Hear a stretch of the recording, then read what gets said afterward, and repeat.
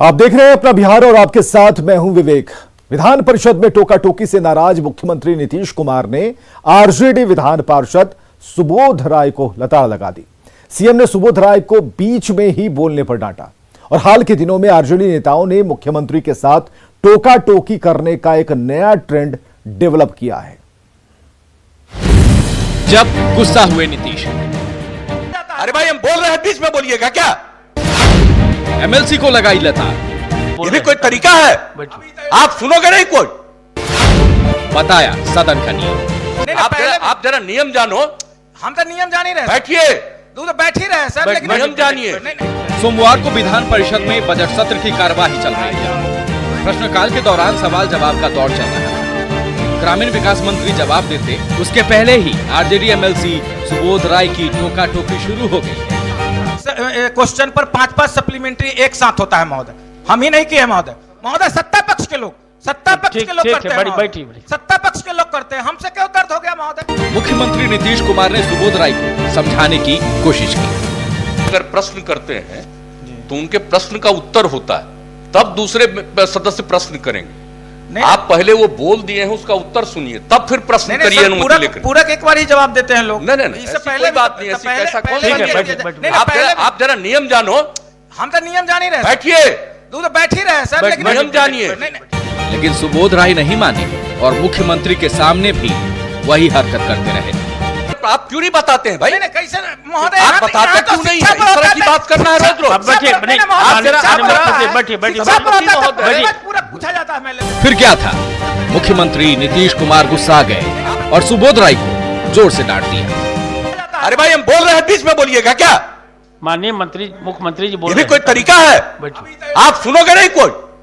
CM ने सुबोध राय को नियम जानने और सभापति को उन्हें नियम समझाने की सलाह दी, लेकिन अपनी आदत को सुधारने की बजाय आरजेडी एमएलसी सुबोध राय ने विधान परिषद में मुख्यमंत्री के बहिष्कार का ऐलान कर दिया। तो हम लोग तो बहिष्कार करेंगे, हम तो बहिष्कार करेंगे, मुख्यमंत्री जी का बहिष्कार करेंगे। क्या हो गया भाई? सदन में तुम तरह का करने का क्या औचित्य है? और सदन में किसी भी पक्ष के सदस्य हो, चाहे सत्ता पक्ष हो या विपक्ष के हो, उन सभी सदस्यों की भी अपनी एक गरिमा है और उसका ख्याल सभी को रखना चाहिए। सदन में कुछ भी बोल देने का ये नया ट्रेंड हाल के दिनों में शुरू हुआ है। विधानसभा चुनाव के नतीजे आने के बाद सबसे पहले तेजस्वी यादव ने सीएम पर अमर्यादित टिप्पणी की थी। तब भी सीएम नाराज हुए थे और तेजस्वी को नसीहत दी थी। बावजूद इसके सदन में तेजस्वी और आरजेडी नेताओं का रवैया नहीं बदला। कुछ दिनों के बाद आरजेडी एमएलसी सुनील सिंह ने सुशील मोदी पर टिप्पणी कर दी और अब आरजेडी एमएलसी सुबोध राय ने तो हद ही कर दी। जानकार आरजेडी नेताओं के इस रवैये को सरकार ना बना पाने की खींच के तौर पर देखते हैं। वैसे कहा जाता है कि लोकशाही नियम कानून और परंपरा का पालन करने से मजबूत होती है, पर शायद आरजेडी के नेता इसे नहीं मानते। न्यूज़ 18 के लिए पटना से रवि एस नारायण की रिपोर्ट। ये भी कोई तरीका है? चलिए दूसरी बड़ी खबर यह है कि राष्ट्रीय लोक समता पार्टी का जल्द ही जेडीयू में विलय होने वाला है और इस बात के संकेत जेडीयू के पूर्व प्रदेश अध्यक्ष वशिष्ठ नारायण सिंह और आरएलएसपी अध्यक्ष उपेंद्र कुशवाहा ने दिया है। दोनों ही नेता एक साथ कोरोना का टीका लेने आईजीआईएमएस पहुंचे थे।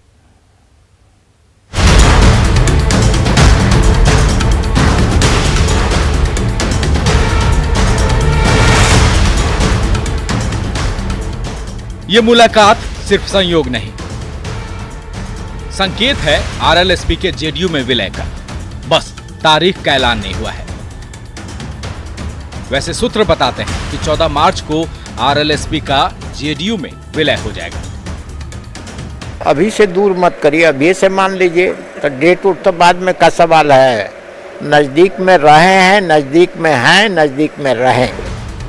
राष्ट्रीय लोक समता पार्टी के अध्यक्ष उपेंद्र कुशवाहा और जेडीयू के पूर्व प्रदेश अध्यक्ष वशिष्ठ नारायण सिंह ने एक साथ आईजीएमआईएस में कोरोना से बचाव का टीका लिया। इस दौरान दोनों ने साफ संकेत दे दिया कि विलय तय है और जल्द ही सब एक साथ होंगे।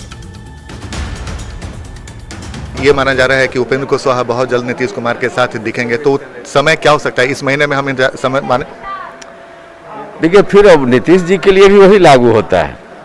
नीतीश जी के साथ हम लंबे कालों तक साथ रहे हैं, व्यक्तिगत रूप से संबंध मेरे तब भी थे, आज भी हैं, आगे भी रहेंगे। इसमें कहीं कुछ इफ बट नहीं है। अभी से दूर मत करिए, अभी से मान लीजिए तो डेट उठ तो बाद में का सवाल है। नज़दीक में रहे हैं, नज़दीक में हैं, नज़दीक में रहें। जेडीयू में आरएलएसपी का विलय हो जाता है तो ये कोई पहला मौका नहीं होगा जब नीतीश कुमार और उपेंद्र कुशवाहा एक साथ रहे हों। किसी जमाने में उपेंद्र कुशवाहा नीतीश के सबसे करीबी सहयोगियों में से रहे हैं। उपेंद्र कुशवाहा नीतीश के सबसे करीबी सहयोगियों में से एक हैं। नीतीश की वजह से ही उपेंद्र कुशवाहा 2004 में नेता प्रतिपक्ष बने, लेकिन 2005 में कुशवाहा ने नीतीश के खिलाफ मोर्चा खोल दिया और 2005 में एनसीपी के साथ चले गए। एनसीपी से मोहभंग हुआ तो फिर जेडीयू में शामिल हो गए। 2010 में नीतीश ने उपेंद्र कुशवाहा को राज्यसभा भेज दिया, लेकिन फिर से अनबन हो गई और कुशवाहा ने राज्यसभा से इस्तीफा देकर जेडीयू छोड़ दी और 3 मार्च 2013 को आरएलएसपी का गठन कर लिया। फिर 2014 में आरएलएसपी एनडीए में शामिल हुई, लेकिन जब नीतीश एनडीए में आए तो कुशवाहा अलग हो गए। अब एक बार फिर दोनों के एक साथ आने की बात हो रही है। हिंदुस्तानी अवाम मोर्चा के नेताओं का कहना है कि इससे एनडीए मजबूत होगा, तो आरजेडी का दावा है कि इसमें कोई फर्क नहीं पड़ेगा। अगर एनडीए में उपेंद्र कुशवाहा जी आते हैं, जनता दल यूनाइटेड के साथ आते हैं या जनता दल यूनाइटेड में विलय करके आते हैं, तो निस्संदेह इसका फायदा एनडीए घटक दल में शामिल तमाम पॉलिटिकल पार्टीज को मिलेगा। 3 नंबर की पार्टी है जेडीयू, अब आरएलएसपी को साधने की कोशिश कर रही है। आदरणीय उपेंद्र कुशवाहा जी की पार्टी का विलय जेडीयू में कराने का प्रयास चल रहा है। इससे भी कोई लाभ मिलने वाला नहीं है। उपेंद्र कुशवाहा की बिहार में कोयरी वोट बैंक पर वैसी ही पकड़ है जैसे कि लालू प्रसाद यादव की यादव वोट बैंक और नीतीश कुमार की कुर्मी वोट बैंक पर है। बिहार में तकरीबन 8% कोयरी मतदाता हैं। 2014 के लोकसभा चुनाव से पहले सामाजिक समीकरणों को साधने में जुटी बीजेपी को कुशवाहा की यही ताकत रास आई थी और एनडीए में उनका महत्व बढ़ गया था।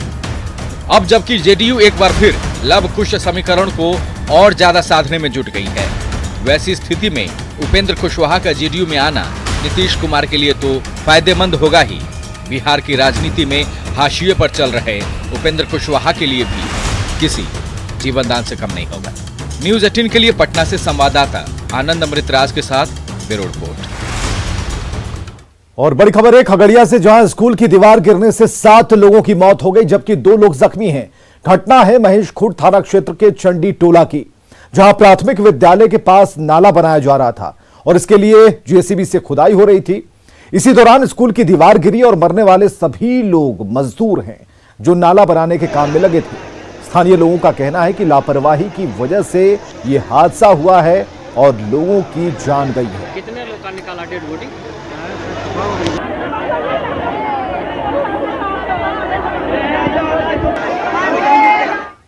टोला है, दीवार गिरा, उसमें आदमी मर गया दब के। 6 गो डेड बॉडी निकल चुका है, 3 गो 4 गो और निकलेगा। हाँ। बगल से गड्ढा खोद रहा था। टोल मध्य विद्यालय बनने में घटना हुई बाउंड्री दीवार के कारण, और यह दीवार जो बनाया गया है उसी पूर्व ही दीवार पर जोड़ा गया ये 7 फीट क्या और नाला बन रहा था। नाला उसी दीवार के सटा करके 6 फीट गड्ढा करके मतलब नाला खोदा जा रहा था और पानी उसमें आया, पानी भर करके और दीवार को जो है गिर गया। उस हादसे में बहुत से हमारे ग्रामीण मजदूर लोग हैं। ये जो है एक तो दीवार जो है सड़क पर ही फॉल्स दीवार दे दिया, पन्ना लाल के मिली भगत से ये लोग फॉल्स दीवार दे दिया और फिर जो है बगल से 7-8 फीट का गड्ढा खोद रहा था नाला बनाने के लिए सड़क पर, और जो कि उलट गया है। कौन दीवार, किस चीज का दीवार गिरा है? ये स्कूल का बाउंड्री का बनाया था। 4-5 फुट गहरा नाला था, उसमें नींव को खोदजड़ से खोदने के कारण वो दीवार गिर गया जहां मजदूर काम कर रहा था। ये 6 डेड बॉडी निकाला जा चुका है, संभावना है कि और भी उसमें दबे हुए हैं। इस समय हमारे साथ में गोगड़ी एसडीओ है जो घटनास्थल पर पहुंचे हुए, उनसे हम ये बात करते हैं। अच्छा सर, क्या जानकारी मिली है? जानकारी यही मिली है जो स्कूल का बाउंड्री है, बाउंड्री के बगल में पंचायत समिति की योजना से नाली का निर्माण कार्य किया जा रहा था और वहीं दीवार जो है बाउंड्री गिर जाने से 6 मजदूर जो है मर चुके हैं। हम लोग आशंका बताई जा रही है, हम लोग राहत बचाव कार्य शुरू किए हुए हैं। तो ये देख सकते हैं कि जो गोगड़ी एसडीओ थे वो पहुंचे हुए हैं यहाँ पर, काफ़ी संख्या में लोग यहाँ पर पहुंचे हुए हैं। जैसे जैसे लोगों को ये जानकारी मिल रही है लोग यहाँ पर पहुंच रहे हैं। यहाँ पर तो साफ तौर पर देख सकते हैं कि 6 लोगों की अभी तक मौत हो चुकी है और जो है सो अभी भी 4 लोग इसमें दबे हुए हैं। जो भीड़ ये देख सकते हैं कि ये महसकूट थाना का ये चंडी टोल है, जहाँ पर ये जो दीवार जो गिरा है उसके कारण अफरा तफरी मची हुई है। अब धीरे जैसे जो बताया जा रहा है एक और संख्या बढ़ गई है, तो 7 लोगों की मौत हो चुकी है और देख रहे हैं कि चारों तरफ कोहराम मचा हुआ है। तो ये स्थिति अभी बनी हुई है। रेस्क्यू ऑपरेशन जो है सो चलाया जा रहा है। रेस्क्यू ऑपरेशन अभी भी जारी है और जो 3 से 4 लोग हैं उसके अभी भी दबे होने की आशंका है। दिग्विजय कुमार, न्यूज़ 18 खगड़िया। हमारे सामने 6 बॉडी निकल गई है, अभी बाकी आधा और रेस्क्यू हो रहा है। तो अभी हम बता नहीं सकते, लोग यहाँ पर बता रहे हैं कि 10 से 12 हो सकते हैं। 10 से 12 थे। जो दीवार से सटा के इतना गड्ढा बना दिया गया, हो सकता है ये कारण हो या क्या कारण होगा ये तो अब बाद में अब हम देखेंगे। अभी तो फिलहाल हमको रेस्क्यू कर लेने दीजिए, उसके बाद इसका हम बजाबते देखेंगे कि क्या करना है। 31 मार्च तक सभी पंचायतों में नल जल योजना का काम पूरा करने का निर्देश दिया गया है, लेकिन न्यूज 18 की पड़ताल में ज्यादातर जगहों पर काम अधूरा है। न्यूज 18 के संवाददाता जब मौके पर पहुंचे तो जमीनी सच्चाई सामने आ गई।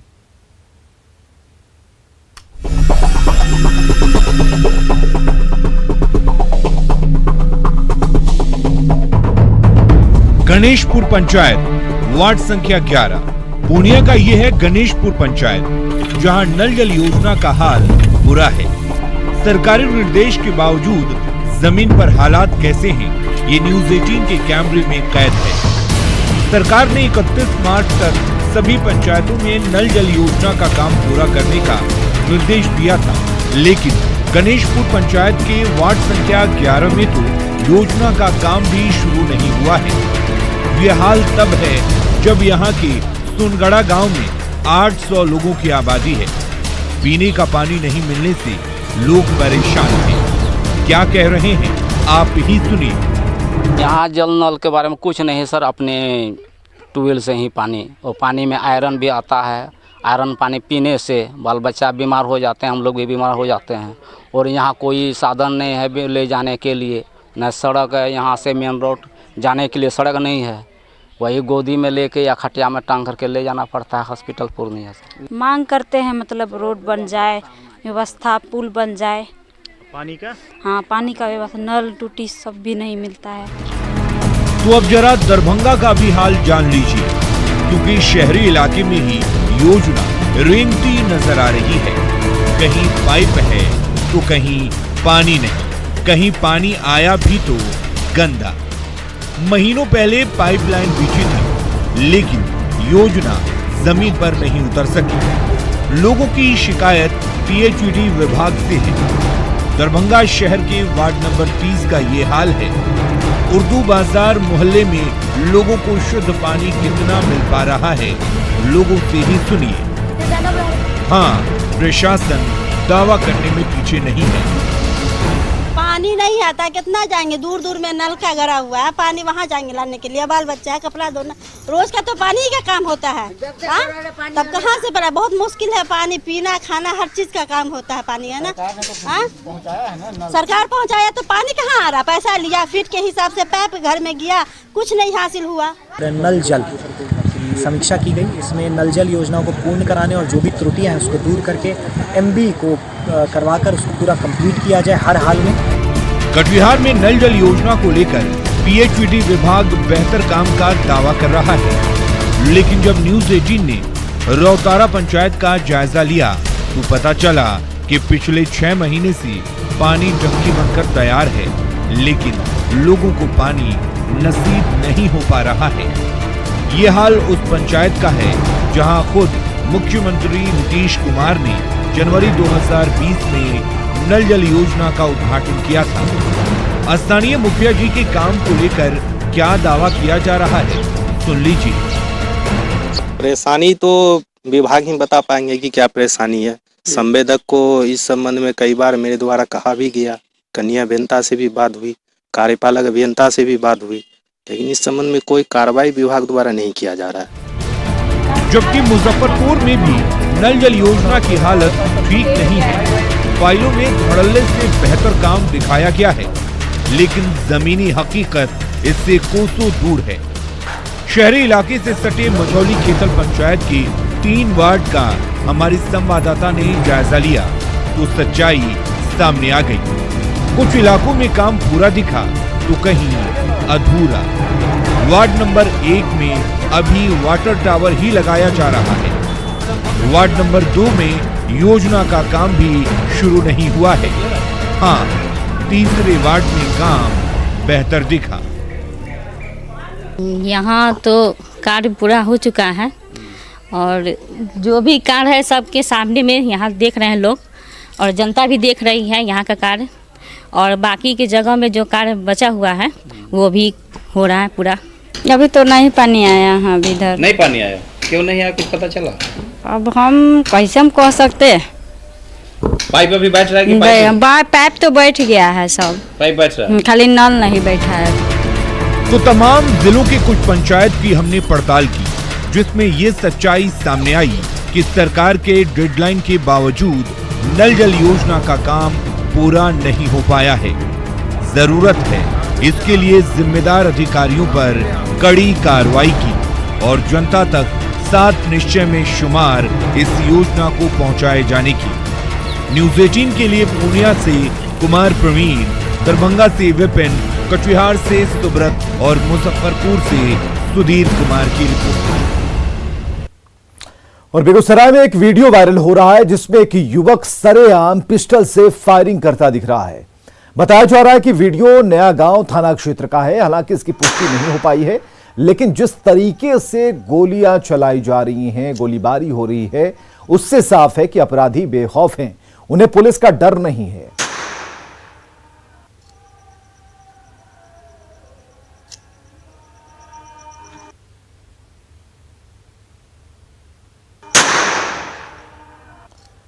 बिहार में निजी बसों में यात्रा करने वालों को 15 मार्च से अधिक किराया देना होगा। बिहार मोटर ट्रांसपोर्ट फेडरेशन ने 15 मार्च से 20% किराया बढ़ाने का फैसला किया है।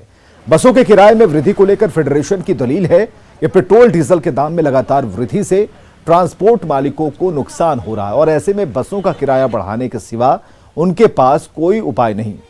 बिहार मोटर फेडरेशन का कहना है कि साल 2018 में बसों के बारे में 15 से 20% की भाड़े में वृद्धि हुई थी और उसी को आधार मानते हुए किराए में 20% की वृद्धि की गई है।